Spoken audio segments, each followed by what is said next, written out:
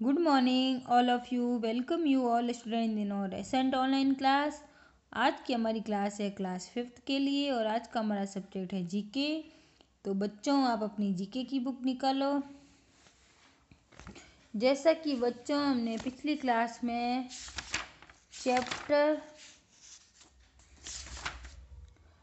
Chapter ये वाला 24 page number पे प्रेसिडेंट्स ऑफ इंडिया ये वाला पढ़ लिया था और आज अपन चैप्टर 25 पढ़ेंगे।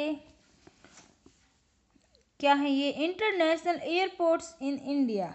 भारत में अंतर्राष्ट्रीय हवाई अड्डे है ना। एयरपोर्ट्स के हवाई अड्डे कितने हैं, कहाँ हैं, कौन से स्टेट में कौन सा अड्डा है, फेमस जो भी फेमस हवाई अड्डे हैं ना उनके बारे में, एयरपोर्ट्स के बारे में, अंतर्राष्ट्रीय इंटरनेशनल एयरपोर्ट्स के बारे में बताया हुआ है।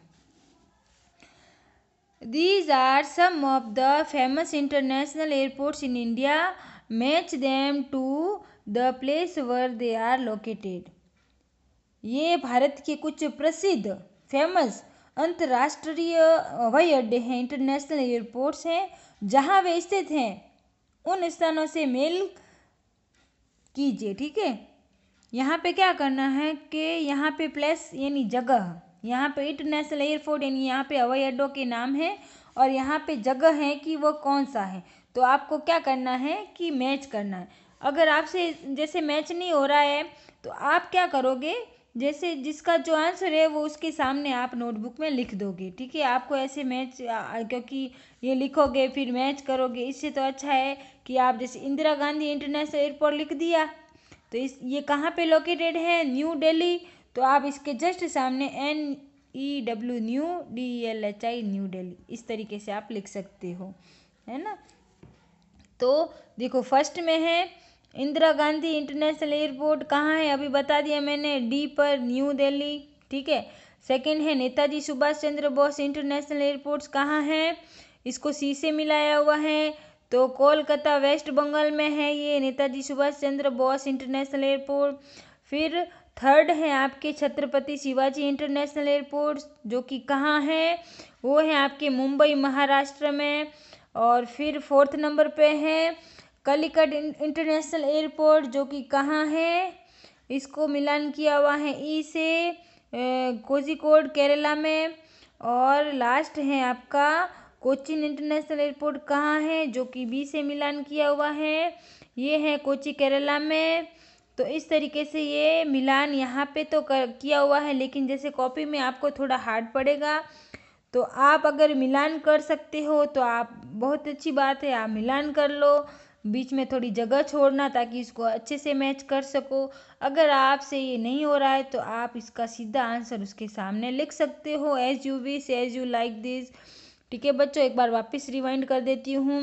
Indira Gandhi International Airport New Delhi में है, Netaji Subhash Chandra International Airport Kolkata West Bengal में है, छत्रपति शिवाजी इंटरनेशनल एयरपोर्ट मुंबई महाराष्ट्र में है, कालीकट इंटरनेशनल एयरपोर्ट कोझिकोड केरला में है and last one Cochin International Airport Kochi Kerala में है।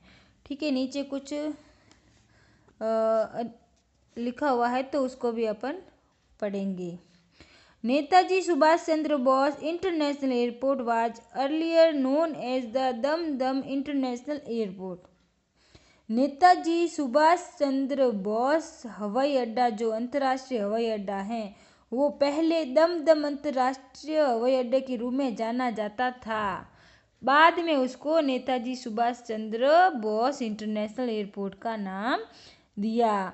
पहले कहाँ था? पहले इसका क्या नाम था? Dumdum International Airport. Netaji Subhash Chandra International Airport कहाँ है? अभी मैंने बताया आपको कोलकाता वेस्ट बंगाल में है। तो इसकी क्या बात बताई हुई आपको जनरल नॉलेज के लिए? Netaji Subhash Chandra Bose International Airports was earlier known as the Dumdum International Airport. Netaji Subhash Chandra Bose जो अंतर्राष्ट्रीय हवाई अड्डा है वह पहले दमदम अंतर्राष्ट्रीय हवाई अड्डे के रूप में जाना जाता था। अभी सेकंड देखो क्या है, छत्रपति शिवाजी इंटरनेशनल एयरपोर्ट जो कि कहाँ है? मुंबई महाराष्ट्र में है ना। Chhatrapati Shivaji international airport was earlier known as the Sahar international airport. Chhatrapati Shivaji हवाई अड्डे को पहले सहार अंतर्राष्ट्रीय हवाई अड्डे के रूप में जाना जाता था। देखो, नेताजी को, सुभाष चंद्र बोस को हवाई अड्डे को किस नाम से जाना जाता था? दमदम।